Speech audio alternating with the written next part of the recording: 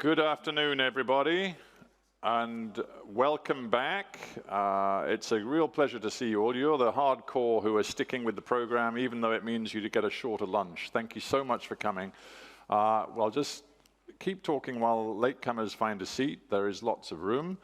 I won't go through the usual spiel because I think you're all probably quite familiar, if not sick of me already, but hello again. I'm Stephen Sackur. I'm delighted to say that I get to moderate quite a few panels here at WISH, and this is one I think is very important. You know, yesterday, for those of you who were here, we analyzed COVID and learned some lessons from it, tried to learn some lessons from it, and of course, it's been one enormous challenge for the global community over the last 2.5 years and more.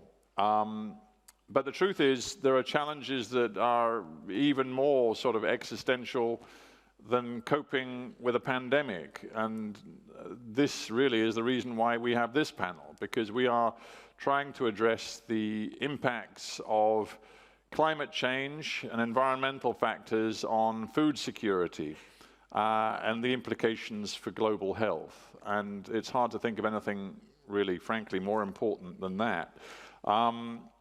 We all are familiar, simply because, you know, we watch the news, familiar with the dramatic sort of extreme weather impacts of climate change. We see them all over the world, and they clearly have massive fallout for communities and for their food security. But there are much deeper, deep-lying trends in climate which are affecting food production, food supplies, the whole food chain. And then, of course, we're speaking in 2022 when we're also having to consider the impacts on food security of wars, another man-made phenomenon, an extremely depressing one, which, of course, we're seeing play out in Russia, Ukraine right now. And no need to tell all of you just how dramatic an impact that has had on food supplies, particularly, of course, of grains, and that hits hardest in some of the world's most vulnerable populations. So we'll reflect on that too, I think. So in essence, this is not a great time to be talking about food security, because for many people around the world, what we really face is food insecurity, and the underlying causes are not easy to address. But nonetheless, the report that's been written not only outlines the scale of the problem, but also looks at ways in which food security can be improved around the world, what needs to be done. And I'm delighted to say that we'll try to look forward with a degree of positivity as well as realism. So that's sort of the framework. As I've said to everybody, use the WISH app, because there you'll be able to download a copy of the report. Tim, who I'm going to introduce on the panel, was instrumental in the writing of that report, but we've also got a panel of great insight and expertise. So what I'm going to do is introduce you to the panel, same rules as usual. I know you're going to love them all, but you give them all a very warm round of applause when I've introduced them all, otherwise we'll be here for far too long. So I'll just start by going down the line and introducing you to all of our panel, and then give them their applause. So let's start by saying hello to Professor Tim Benton, who is Director of the Environment and Society Programme at Chatham House, a think tank in London, and Tim instrumental in the production of this report. Next to Tim is Neil Watkins, Deputy Director of the Bill and Melinda Gates Foundation, so very warm welcome. Next to Tim, we have His Excellency Professor Dr. Khaled Abdel Ghaffar, who is Minister of Health and Population in Egypt, wrestling as a senior politician with some of these issues in a very important country. On this side of our panel, please say hello to Dr. Roberto Bertolini, who is an advisor to the Minister of Public Health here in Qatar and has a lifetime of experience working in this field. And last but definitely not least, please say hello to Dr. Renzo Ginto, who is the Chief Planetary Health Scientist at the Sunway Center for Planetary Health. Just remind me, Renzo, where is that? Kuala Lumpur. In Kuala Lumpur. Renzo's actually Filipino, but based in Kuala Lumpur. So now's the time. Give them all a very warm round of applause. So I tried to set out, just in broad terms, what this panel is all about and what the report is all about. But Tim, you drove the writing of this report. So just give us a bit of an overview of how these environmental impacts, and indeed, you know, we can, if you want, include war as well, how they're in real time affecting food security and the fragility of that food security chain right now. Thank you, Stephen. Well, let's start off with why food. As probably most of the people in the room know, poor diets globally are the #1 cause of ill health and mortality and kill about 11 million people a year, which is 5-6 times peak mortality due to COVID. So just putting the two things side by side, getting diets right from a health perspective is really important.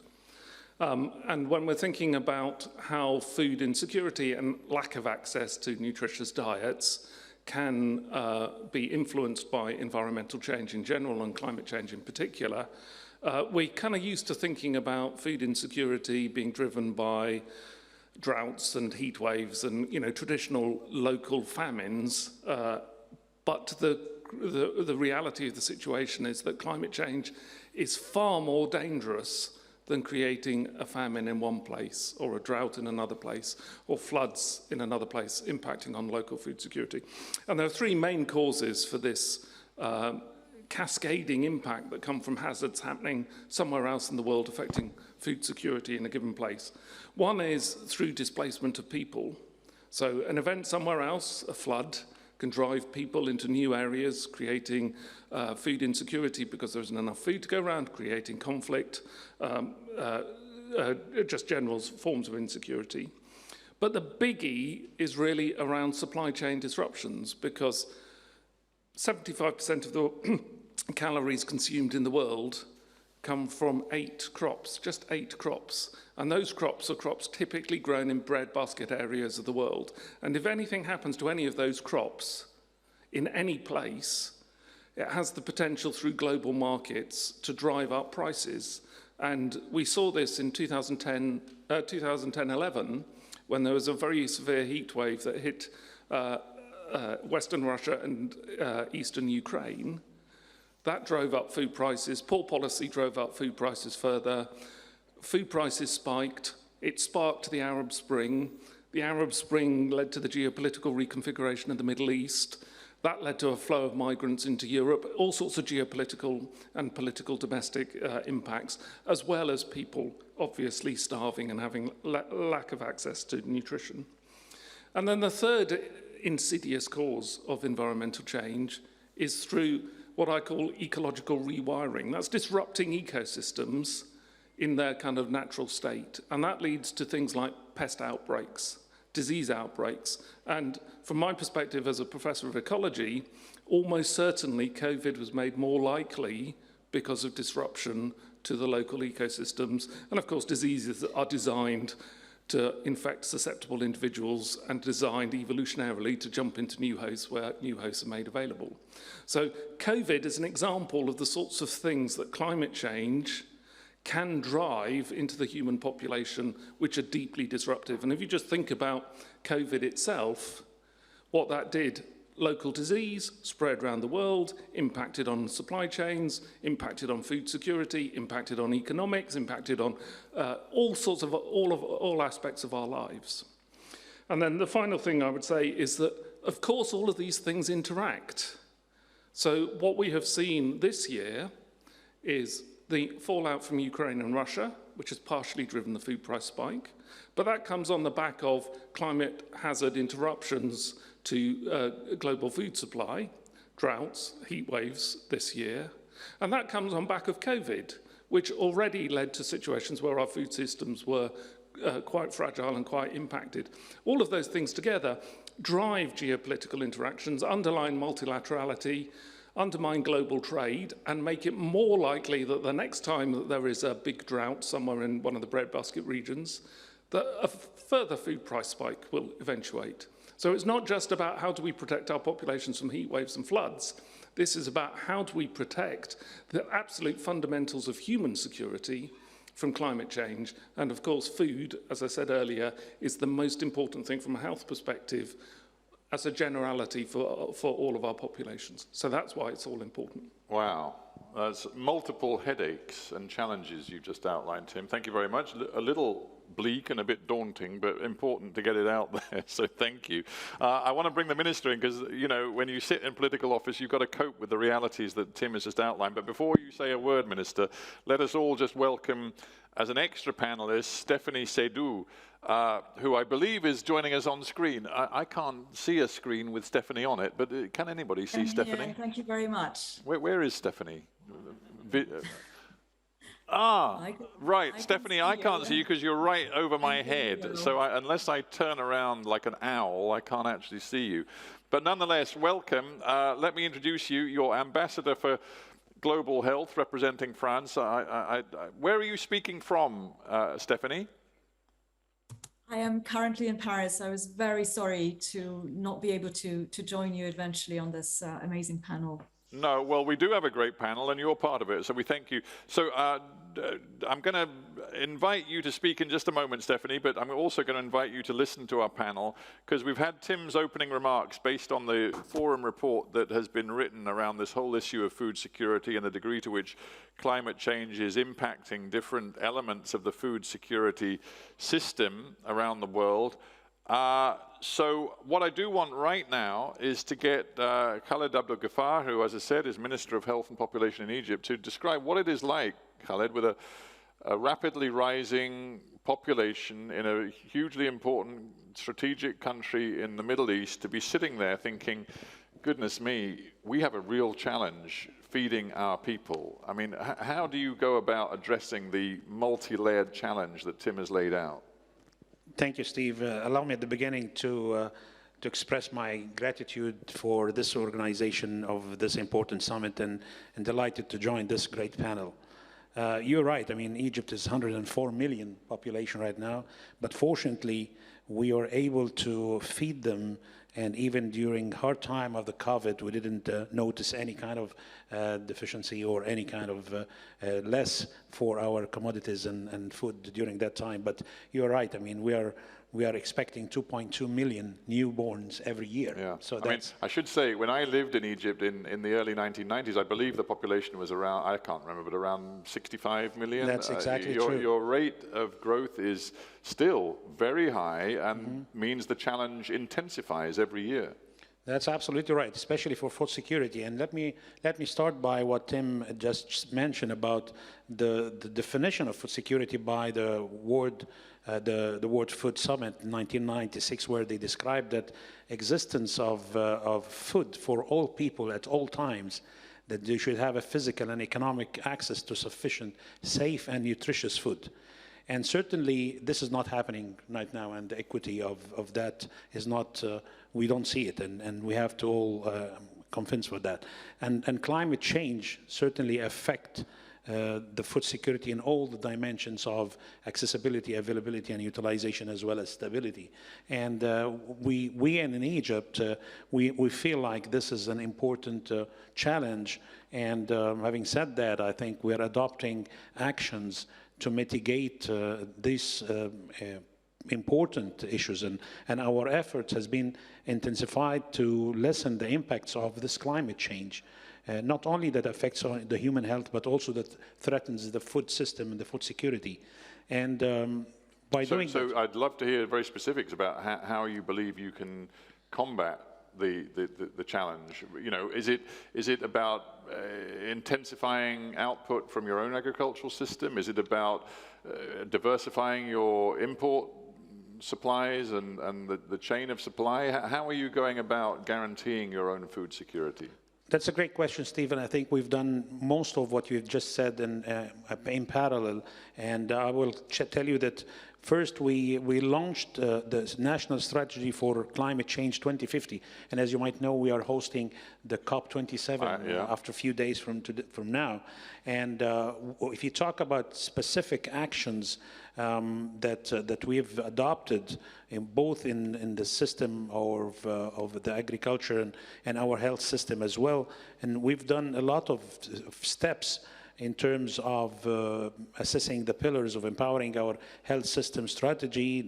We are doing a lot of climate resilience in order to improve our production of commodities, diversifying, as you mentioned, our imports from different, like the wheat, and you mentioned the war in Ukraine, and that affects the crops from different parts of the world, and Egypt certainly is #1 importing of wheat from Ukraine. Just that, as a matter of interest, how much of a food shock has the Ukraine war been? I mean, how has it affected your supplies of wheat and other basic commodities? Well, it didn't reflect the amount of, but certainly the prices went extremely high. So we managed to change our sources of importation of wheats and other supplies in order to overcome that. But I can assure you that never happened that one day we suffered from any shortage of the food, especially the wheat, as I said.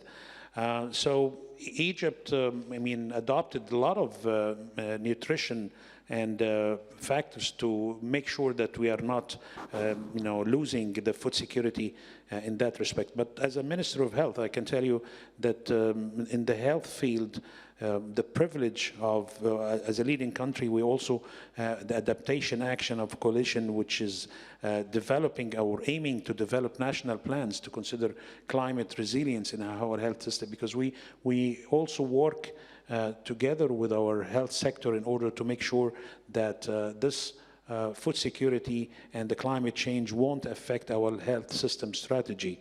So I think we're doing a lot of effort in that respect. All right. Well, that's a great introduction to what's going on in Egypt, and I thank you. Roberto Bertolini, I want to come to you.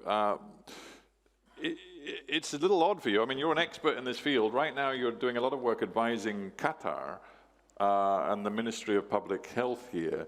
But Qatar is a kind of a unique case in a sense, in that it's an extraordinarily wealthy country which produces, I guess, virtually none of its own food, if we're being honest. So how do you, from the perspective of Qatar, what matters most about this food security debate?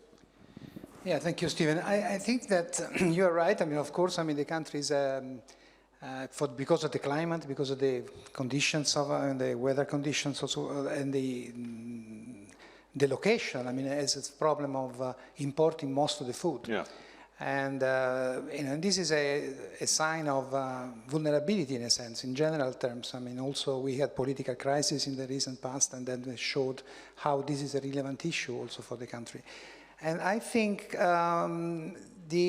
we need to look at it in a comprehensive way. We discussed about food security in macro terms. We also need to look at the micronutrients component of the food. So you not only need enough quantity, but also diversification of quality of food in order to be sure that this promotes health rather than damaging it. The quality of diet is really important. Very important. And also the composition and the content of certain micronutrients, which are changing because of the changing climate. But having said that, there are plans here and also commitments taken by the country during the last years, also following this political crisis, which accelerated certain changes which were already planned. And as a matter of fact, there is an objective which has been mentioned by the national determinant contribution of Qatar to the climate change process, which identified diversification of sources of food is one of the most important. So more countries from which you can import food, and also, better domestic policy and better local production, of course. Local production is possible with some clever techniques and strategies, and actually there is an objective. Well, it may be possible, but is it wise, in terms of expenditure of energy for food produced? That's a good question, and I can tell you that the objective the country has set is 70% of vegetable production to be country production for the need of the Qatar. And but is that more a sort of you know, an expression of Qatar's determination to be seen as a dynamic sort of place which can do extraordinary things even in the desert? You know, is it more tokenistic than it is, you know, sensible? Don't ask me this, but I think it's certainly an objective that the country is pursuing. And is indeed, if you go to the major supermarket, you find some corners of vegetables and local production, which actually are very good and also pretty cheap. Well, with respect to the rest. I'm not doubting they taste good. It's just whether it makes sense to be growing them. But anyway, let's leave that on one side for now. We'll come back to you soon, Roberto, but I'm very aware that Stephanie's also, she's watching. I hope she is. Is she there? Yes. Stephanie, we're really focused on different aspects of the climate change challenge and how that relates to food security, but we can't ignore shocks, you know, man-made shocks that come from war. And of course, we're very mindful of what's happening in Ukraine and the impact of that, but, you know, there are other wars and conflicts from Yemen to Ethiopia, which are also threatening food security in important countries in our world. So from your perspective as an ambassador for global health, I mean, how do you build resilience into the food system when you've got climate change working at that profound and deep level, and then you've got these other shocks that are coming down the track? It's very difficult, isn't it? An amazing challenge. And well, my proposal for this particular panel is to see what an approach which has been adopted in France and internationally can bring to the issue, and that is the One Health approach, which I'm putting forward as as food for thought for the meeting. So going back, not necessarily to the armed conflicts, but more to the recent also traumatic experience of the COVID-19 crisis. Well, this of course has forced us to draw lessons, and one of the most forceful ones is that human, animal, and environmental health are vitally interconnected, which is the focus of your panel today on food security. And if we go to emerging diseases, well, we know that more than two-thirds of them are zoonotic. We also know that human activities are damaging biodiversity, both at local and globalized scale, and are causing risk factors for spillovers. So identifying those risk factors is key to preventing future pandemics. And so France has been convinced for a long time that it is absolutely key to implement the One Health approach effectively, not only as a priority, but really as the only way to go. And as you know, the One Health approach involves bringing together all sectors, environmental, animal, human health, both experts and beyond, civil society, communities, obviously political decision makers as well. So a few examples to say that we are beginning to implement this at national level in France. We've increased coordination between surveillance networks and human health, animal health, food safety, and environmental monitoring. We've adopted a national plan for health and the environment, which is being monitored by a special or dedicated One Health cross-government committee, including the ministries of health, ecology, research, agriculture, and foreign affairs. And to give you just a couple of examples of the types of issues which are now being tackled. One is well, it might seem a little far from our food security focus, but they are the concrete examples we have. So one is the fight. We're fighting antimicrobial resistance, AMR, since 2016 with some results. Thanks to this determined approach, the overall consumption of antibiotics in human health has decreased by 12% over the past 2 years. And use in veterinary medicine has decreased by 45%. And my other example is that of a very recent study. It came out yesterday by researchers in Lyon who have brought to light the increased risk for women to develop breast cancer linked to pollution. And they've evidenced an increase of about 15% of breast tumor in the case of exposure to molecules such as benzopyrene, and that is obviously very, very alarming and bringing to light the links, between the environment and health. So simply bringing this to the table as an example of how a cross sectors and also an approach which puts together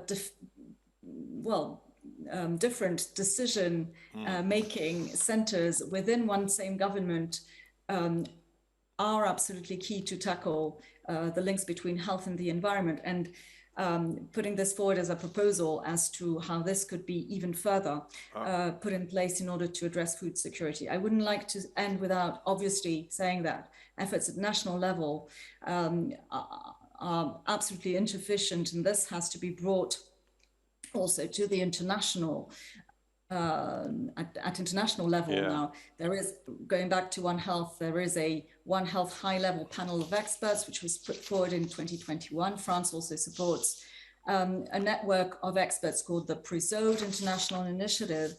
And there are many efforts going on at European level with a Team Europe initiative on sustainable health in Africa, which is using this One Health approach, which will, of course, address issues of food security.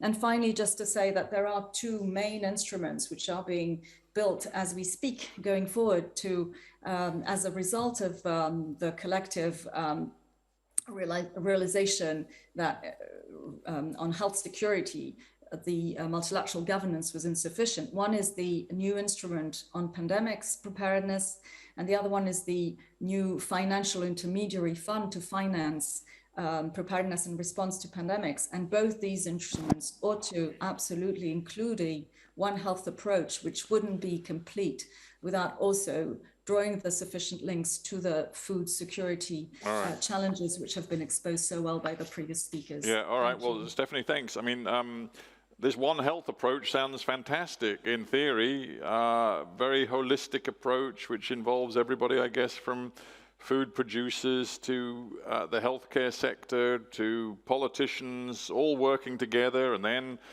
as Stephanie said, France's hope that, there'd be multilateral collaboration and cooperation across the world. Well, unfortunately, we're not in an era where all this collaboration and cooperation comes naturally, and we have to live in the real world. And we also have to accept that even within the framework she just put forward, that is everybody working together, there are some actual sort of difficult relationships and cross currents at play. And Renzo, I want to bring you in just with the realistic proposition that actually, as we talk about maximizing and intensifying food production to meet the food security challenge, we also have to remember that farming is problematic when it comes to what it's doing in terms of carbonization, climate change, and unless we change the way we farm and produce food, that could be a problem rather than a solution. So what's your take on that? Sure, thank you for that question. But before that, I just want to acknowledge, and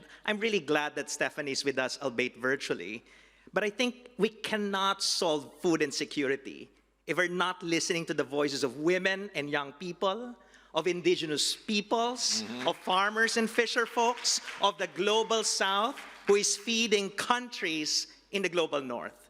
And so we can do better, right? In these kinds of conversations. Let me go to the answer to your question. Help us do better. Help us. Right, and I'm really honored to be part of this report because, when I got invited, I told Tim and the rest, I want to lead the solutions paper because I come from a country that is so too familiar with the effects of climate change on health, on well-being, including in terms of food insecurity. In fact, just last week, the Philippines was just hit by another super mega typhoon. And if you're on Twitter, you will see that video of a farmer that was so concerned about what's going to happen to his farmland that may be hit by the typhoon as it passes by. And so this is a real challenge in places like the Philippines and many other climate vulnerable countries. So what's the solution, right? Yeah. And Stephanie mentioned the One Health approach.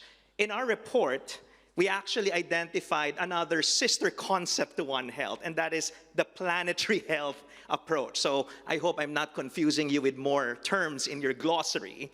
But really the planetary health approach, similar to One Health, emphasize the importance of looking at things in an integrated manner, in a holistic manner. The health of people and the health of the planet are inextricably intertwined. In fact, they're inseparable. And as a physician myself, it took me time to actually realize that I cannot be improving the health of my patients while ignoring the health of the planet on which our health and nutrition greatly depends. So in that report, in our report, you will see that we actually summarize some of the emerging solutions, including this recently proposed quote-unquote planetary health diet. I'm sure we're all familiar with the slimming diets that have been published in books and media. But I think this is a diet that we truly need if we want to safeguard our own nutrition and health, while at the same time safeguard the planet and its boundaries. By the way, just a side fact, very recently, out of the 9 planetary boundaries that have already been identified, 6 have already been violated and breached. The 6th boundary that was violated was, our freshwater systems. And that is, deeply connected to the farmlands that are producing the food that we are consuming. So just track back a second. In brief, what's in the healthy planetary diet? Planetary health diet. So, and I invite you to look at the publication and, the publication that conceptualized this based on the best available scientific evidence. Basically, and I'm trying to laymanize it, if you're going to eat for an entire week-long, for an entire week, you will only be consuming meat only for 1 meal. If you're going to eat 3 times a day, that's 21 meals. Only 1 meal will be containing meat, and then the rest will have fruits, vegetables, legumes, grains. And of course, you might be thinking, that's utopia. Well, no, I'm thinking, why put meat in there at all? Correct. And meat... Yeah, but what's the answer? And reducing meat consumption will not only be good for reducing carbon emissions, it's also going to be good for our health. We know that WHO declared processed meat already as a carcinogen. Stephanie and other colleagues already raised the increased risk of zoonotic infections as a result of our closer interaction with animals as part of animal production, but also antimicrobial resistance, which Stephanie already mentioned a while ago. 75% of antibiotic misuse is happening in the animal food sector. And so we're actually going to reap a lot of both health and environmental benefits if we embrace the planetary health diet. And again, as I've said a while ago, people might be thinking, how do you actually make that happen? Yeah. Well, in the Philippines, Metro Manila, which by the way is one of the cities in the world that is very at risk of being inundated totally by 2050, they're already now discussing how to realize the planetary health diet at the city level, thanks to the Ministry of Science initiative. You go to Malaysia, where the Sunway Center is based, 4 hours by flight from Manila. They're already developing the National Planetary Health Action Plan. And they identified food as the first, sector that will be, renovated through a planetary health approach. You go to hospitals in Taiwan, where they're not anymore serving meat and instead serving plant-based diets to their patients and staff alike. And the food is actually prepared within their own backyard. So that already reduces the amount of carbon that is generated through large-scale production and long-distance transport. So there are already some exciting examples around the world that we should be paying attention to and perhaps scaling up. Well, that's fascinating, and thanks for that, Renzo. So, as we've got a minister on the floor, a minister of health, how realistic is it to expect governments around the world to take on board exactly what Renzo has been outlining and beginning to be very proactive in telling your populations, whether they like it or not, that their diets are going to have to change in the interests of the climate, the planet, and indeed their own long-term health? Well, that's, as you mentioned, that's a challenging question, but let me tell you, I mean, in Egypt, we adopted what we call the National Food and Nutrition Policy Strategy 2022-2030, and that strategy talks about some objectives and some policies and some action plans in terms of sustainable, resilient food system with affordable, healthy diets, healthy system providing essential nutrient services, social protection and nutrition, and education system, and the trade and investment for improved nutrition and safe and supportive environment. But let me tell you, we've done an important initiative talking about more than 15 million school students trying to assess anemia, stunting, and obesity.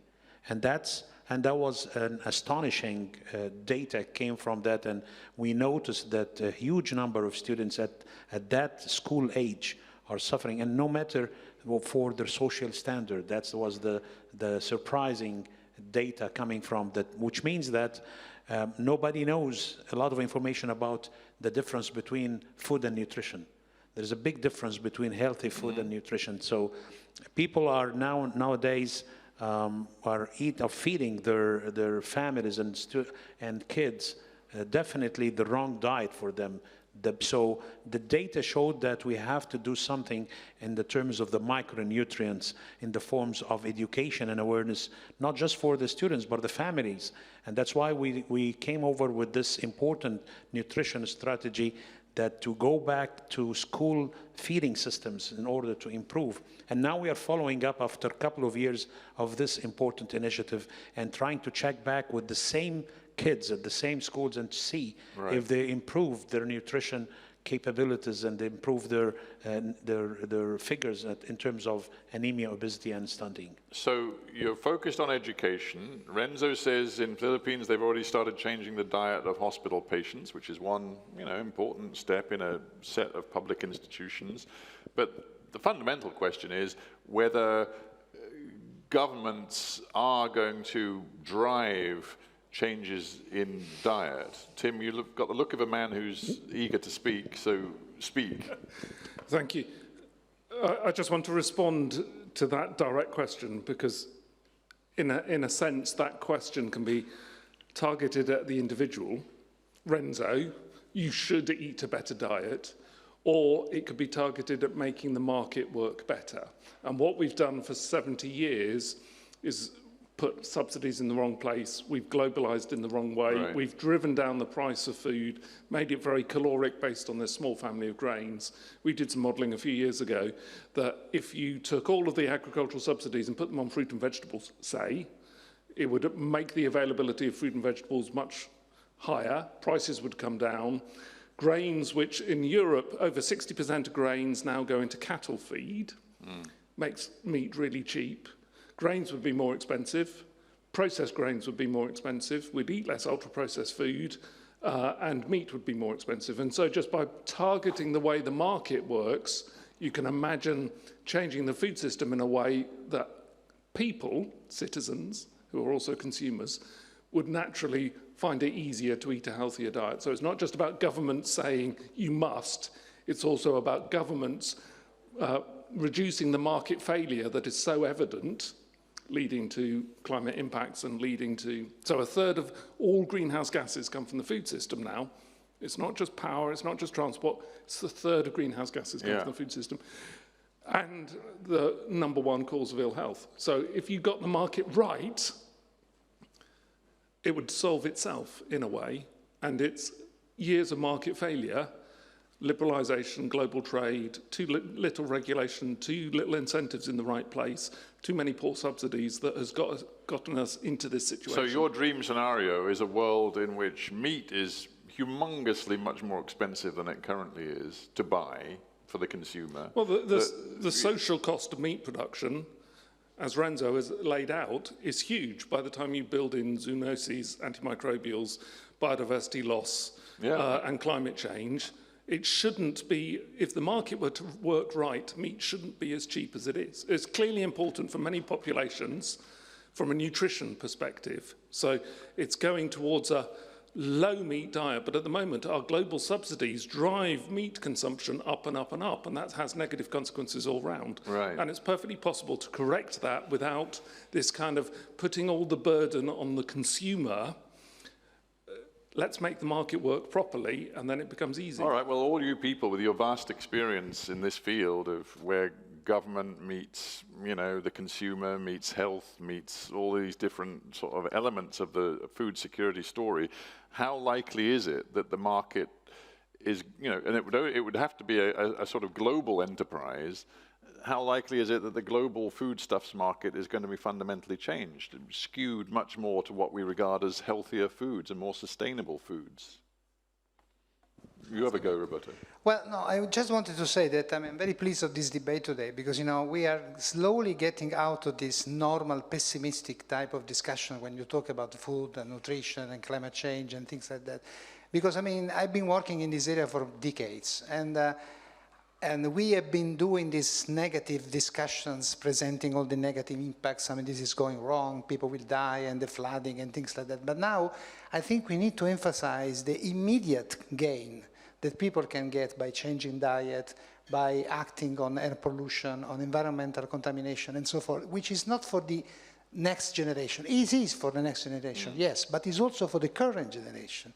And the current generation is the generation who votes in some countries, who support in other countries, the government, and so on and so forth. So this can be a very strong argument to change the direction of the political process with respect to this issue. And we need a strong stewardship role of the governments. I mean, what Tim was saying, and also Renzo was saying before, I mean, these changes needs to be directed by the government. The market by itself. Of course it does, but is the that market by in itself any is not sense going to change I don't want to it. be the guy who, as usual, is being all glum and depressing, but is that in any sense likely to happen, this level of global cooperation to a sustainable objective, when what we see in the real world is, for example, Russia, quote unquote, I think the UN Secretary General said it, weaponizing food. I mean, you know, when nationalism and global fragmentation is reaching a new peak, how likely is it that we're going to get the world coming together to achieve these long-term sustainable objectives when it comes to food? Yeah, but I mean, you can start at the national level, at the local level, to do some changes, to promote some switch in the diet, to promote different type of agriculture. I think this is possible.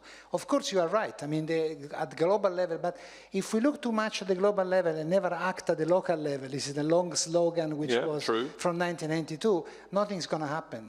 And we need a public support which comes from the understanding, in my view, that all of those things will benefit you, yourself, us, anybody, and not the next generation in 2200.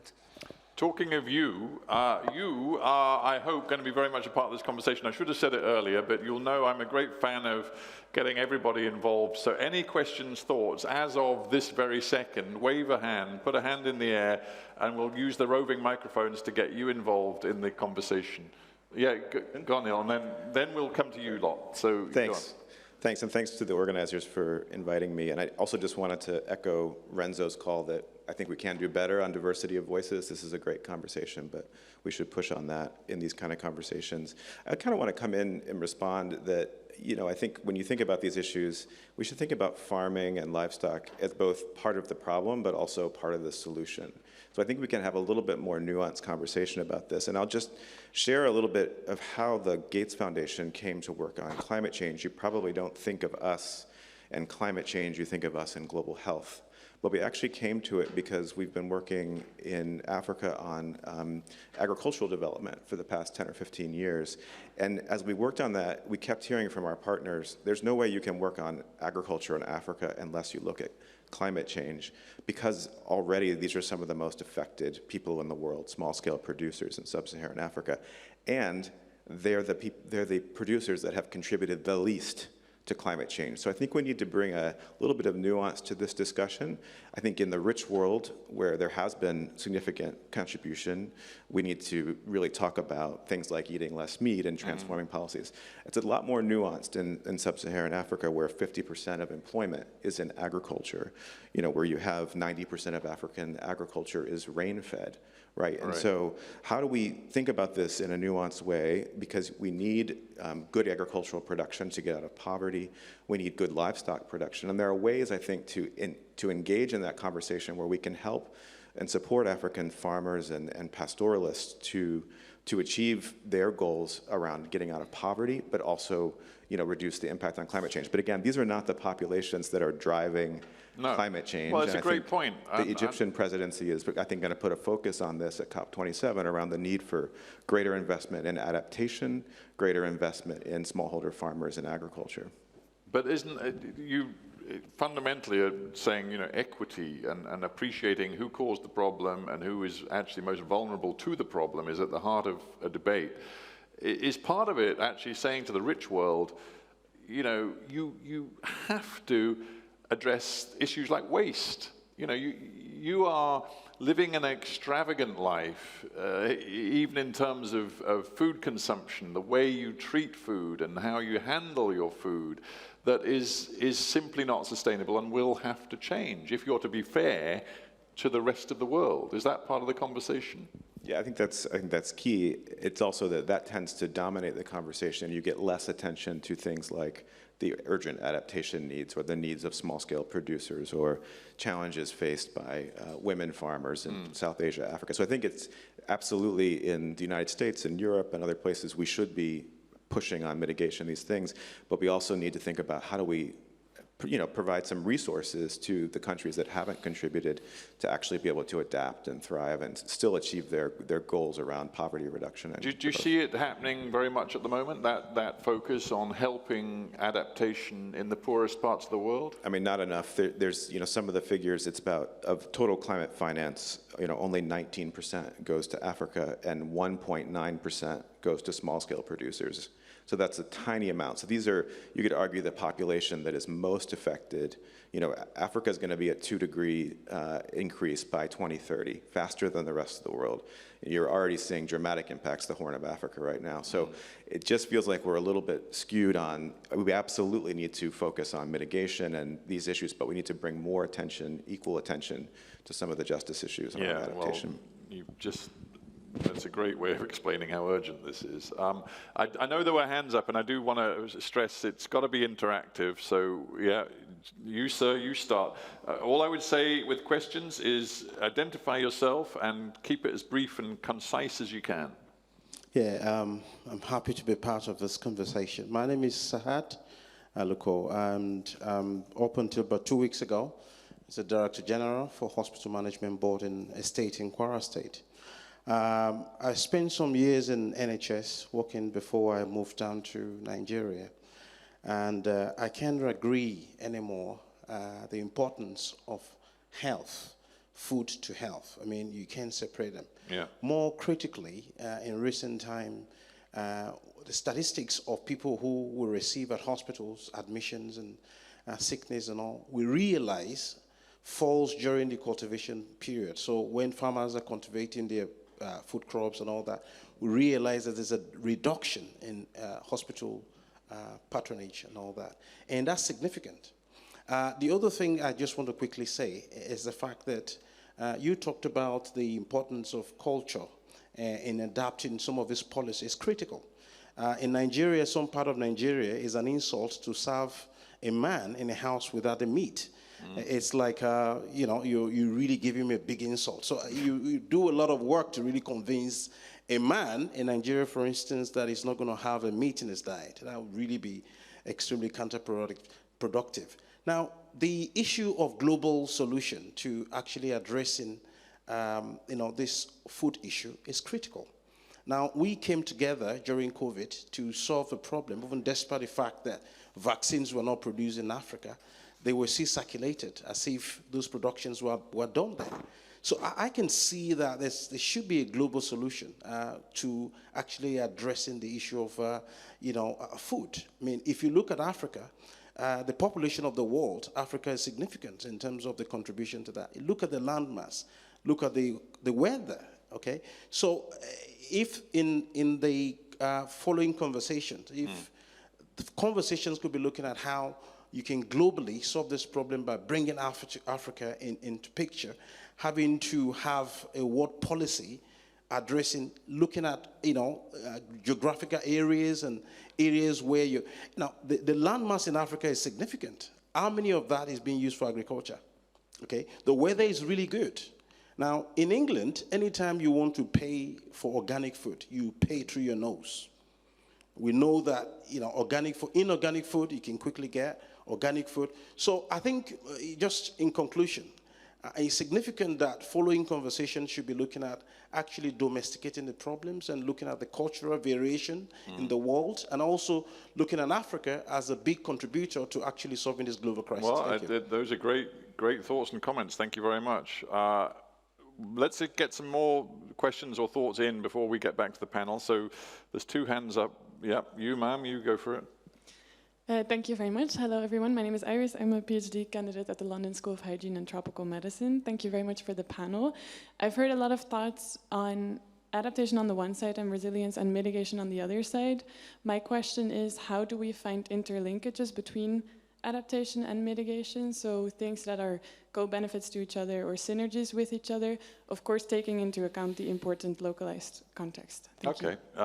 Yeah, Renzo, you were nodding enthusiastically. Your thoughts on that? Are you still on? Yeah, keep talking, and I'm sure the mic guys will fix it. Hello. Someone's trying to sabotage a remark. There you go. You're in. Well, the food sector is actually the sector where we can do both mitigation and adaptation at the same time, right? And a lot of the resilience measures, making sure that the food sector is the last sector standing when climate disasters strike, they are also going to be decarbonization measures. So I think there's really an opportunity there. And I can't elaborate on specific measures now. It will be a long enumeration. But I really want to connect that to what our colleague said a while ago, the importance of the local context, the culture. We can't be telling the Indian subcontinent to stop eating meat because that's what the Planetary Health Diet is prescribing when they're already doing it, right?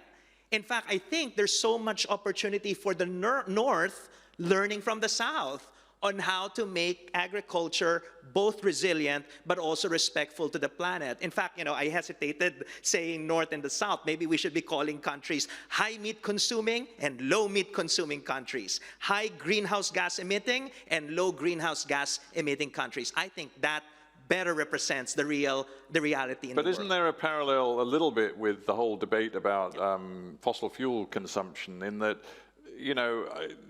take China, for example.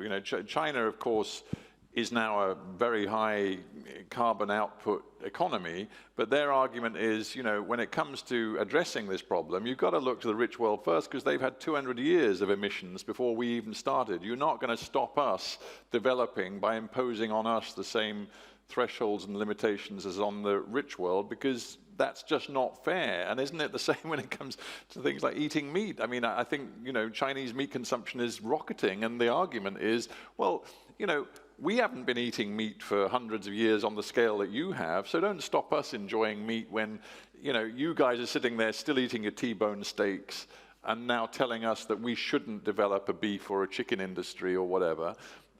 How do you address these issues which are about sort of historical justice and fairness? Right. And this idea that we need to pass through the dirty phase of development first before we become England or Qatar, right? I think we need to challenge that economic thinking. And that's what we're not talking about. We're talking about putting out fires that affect the food sector. We're not talking about the economic model that underpins this industrial model of food production. And that somehow resonates with what Tim was mentioning. We need to fix the market.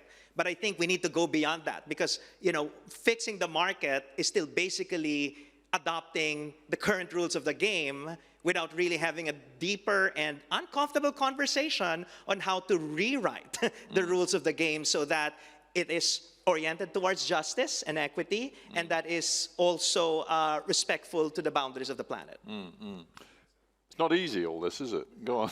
Maybe just to add one other angle, I think that's all right. Also, the role of innovation here, I think, is really important. I mean, we've just come through a COVID pandemic where vaccines transformed the response through innovation. Similarly, to your question, to the colleague from the London School, you know, there are ways we can use innovation to have better approaches to adapt and mitigate the impact of climate change. Just 3 examples in the agriculture sector. You know, rice production is a huge contributor to methane emissions. There are new sort of technologies in the works at places like the CGIAR, International System of Ag Research, to have lower emissions, lower methane emission rice, but also increased water use efficiency. So you're both increasing productivity and potentially income for farmers, but you're also, so there are win-wins. Another one, I think, on livestock, like the colleague from Nigeria said, you know, there are ways to, if we can increase the productivity of livestock so that they can actually, you know, use less land, that's another way where we can use innovation as part of these Right, tools. but everything has a downside, doesn't it? If you intensify livestock production, you're creating new problems of sort of effluent, toxic pollution, how to deal with waste management, you know, so food production is very complicated. You know, you solve one problem and you create another, it seems to me. No, you have to think, and I think this is where Tim and the report make it clear, you have to think in a systems way, but then you also have to act, you know, in specific areas, right, and think about the context in which you're working. And again, I think the livestock one is a good one of where in North America, absolutely, there's a very different response needed in, let's say, sub-Saharan Africa, where it may be that we don't have an industrial livestock system in sub-Saharan Africa. How do you develop differently, but make sure the cultural norms that are around meat or the nutritional needs are met as well? Yeah, Minister, you want to add? I just want to go back to the question of mitigation and adaptation, and we have to agree that not every country in the planet participate the same way to carbon emission. And I will talk about mitigation, which deals and attempts mainly with the cause of the problem, if it is a climate change or a pollution or whatever. And while adaptation usually addresses the impact of what happens to the system. And I will give you an example about Egypt, which is only participates in 0.6%, only 0.6% of the world's carbon emission.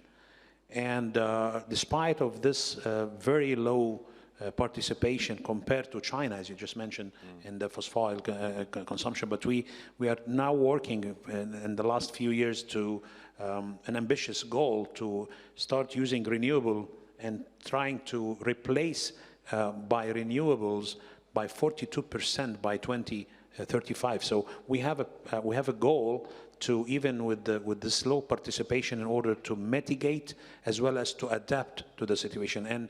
And my brother from Nigeria, when he talks about Africa, I mean all African continent, when you go back and check the contribution of Africa to the global emission of carbonization, is very minimum. And at the same time, it's the most affected continent of the impact of that. And we are asked to play a role in adaptation, and others who should mitigate their role are not doing their proper responsibility on that. Thank you. Okay. Sir, you've been patient. You've had your hand up for a while. Let's see if we can get you the microphone, so just bear with it. Oh, it's a long way around, but you're primed and ready for action. That's good. Somebody's racing across with a microphone. Yeah. Go ahead, sir. Thank you very much. Rami Al-Farra from Qatar Environment and Energy Research Institute. So my comment is on local food production. Local food production is one of the very few measures that fulfills both the adaptation as well as the mitigation parts of the climate resilience that is needed to cope with climate change. So the comment made earlier in the panel about whether or not it is sensible for Qatar to grow its own food, I think this is a matter where energy becomes very important.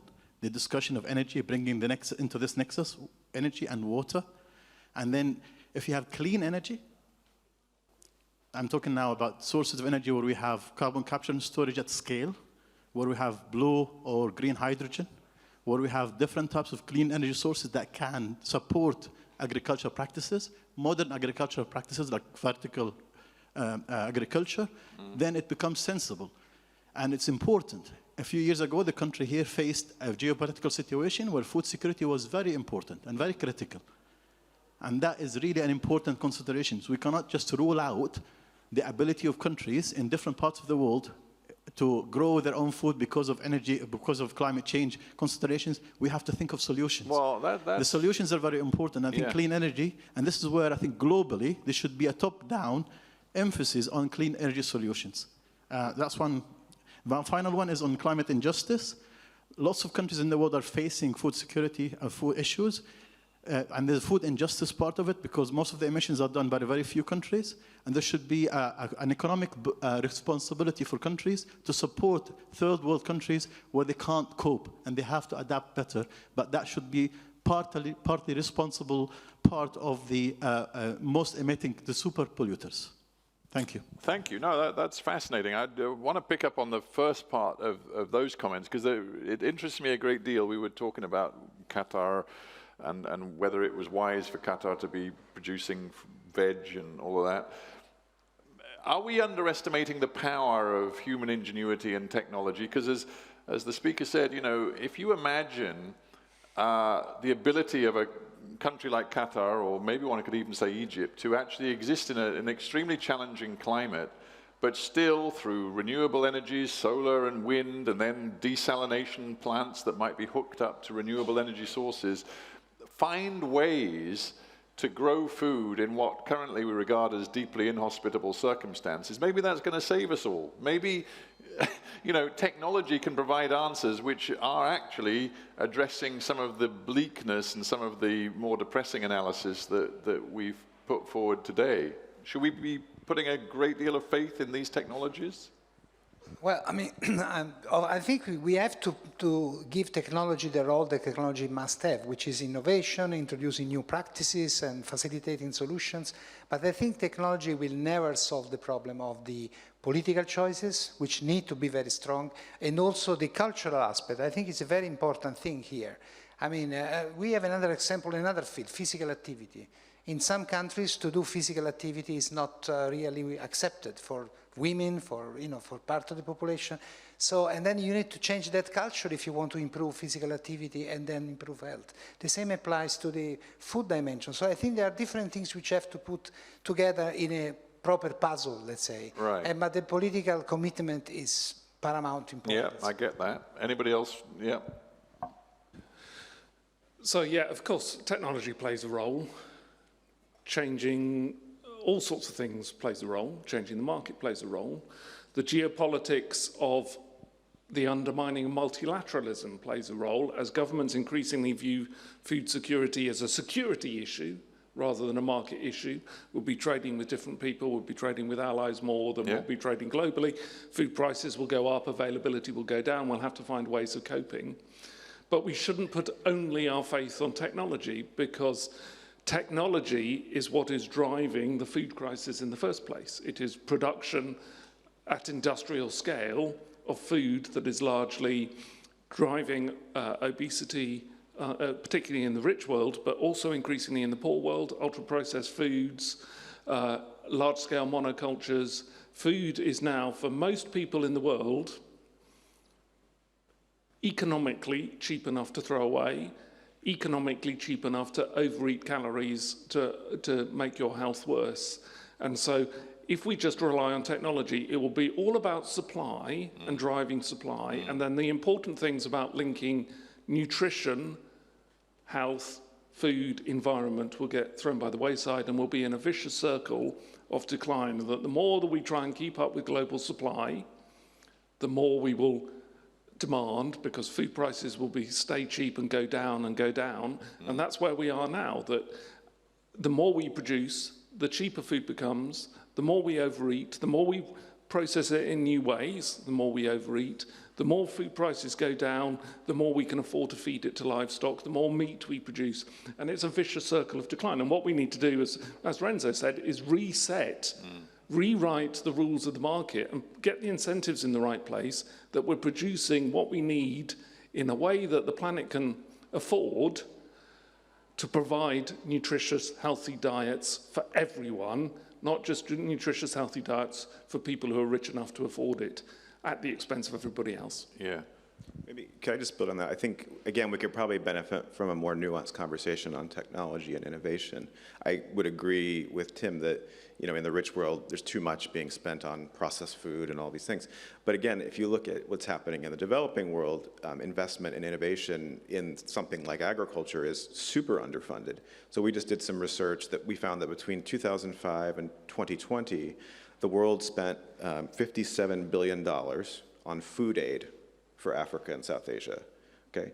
We also spent, by comparison, $9.5 billion on agricultural research and development. This is official development assistance for Africa and South Asia. So we're investing in food aid, which is important and we need to do, but we're not investing in the innovations, basic things like improved seeds, improved systems to help smallholder farmers. The budget of the leading agency that is public and promotes agricultural research and development innovation, the CGIAR, is less than $1 billion a year for the whole world.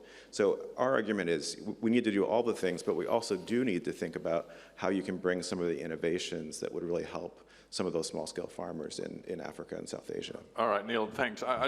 Is Stephanie still with us? I'm just painfully aware that Stephanie, are you still there?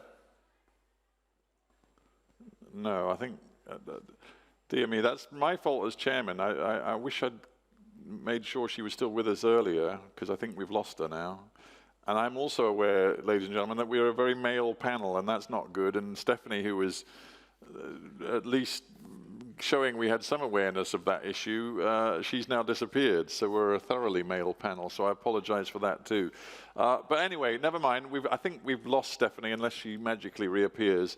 At this point, we're almost out of time, but I want to see if there's anybody else who would like to make a point or ask a question before. There's an arm up over there. So you're going to get the last question, so go for it. Keep talking, I'm sure it will come on. Just to make it very simple, would vegan meat be the answer? Would what, sorry? Vegan meat. Vegan meat? Yeah. Well, we've said don't put all your sort of hopes in technology, but anyway. Yeah. Because, I mean, if you look at the whole picture, it's, I mean, we are looking at vegan food basically as the answer to go forward.